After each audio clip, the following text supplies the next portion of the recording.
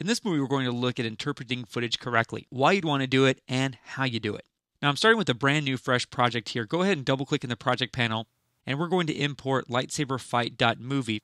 Now, with this footage selected in the project panel, we can get some details up here at the top from it. So it's 720 by 480, and it has a square pixel aspect ratio, and it is interlaced footage, as we can see by it saying separating lower, meaning lower field first. We also see things like the duration, the frame rate, the bit depth, the compression method, and some audio settings as well.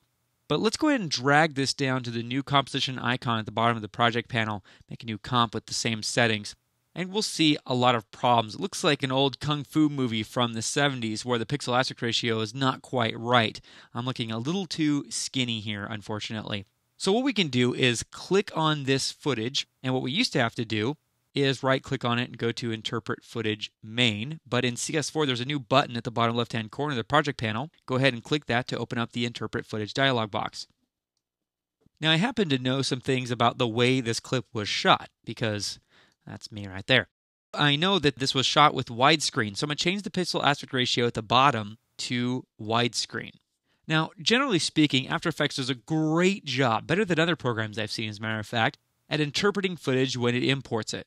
But if, for example, it does not interpret the alpha channel right, or the frame rate correctly, or fields and pull down, or the pixel aspect ratio, this is where you can come to make those changes. So having changed the pixel aspect ratio to widescreen, I'm going to go ahead and click OK. And now we have a more believable pixel aspect ratio. You could tell that this was what the footage is really supposed to look like. Now you could tell because of the changing of the pixel aspect ratio that the footage is now bigger than the comp. So all we have to do is select the composition in the timeline panel, hit Command K or Control K on the PC to open up the composition settings, and then we can change the pixel aspect ratio of the comp from square pixels to match our footage to widescreen here and click OK.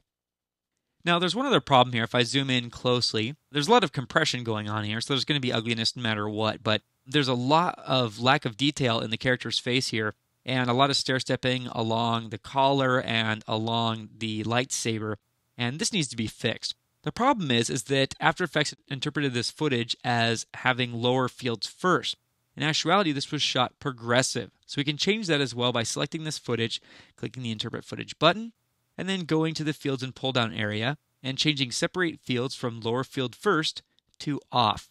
Now what I want to do is move this out of the way so you can see the before and the after. So here's the before, and once I click OK, boom. Look at all the detail that came back to my face, and the edges are softer. We know now that the footage is interpreted correctly, and it makes all the difference in the world.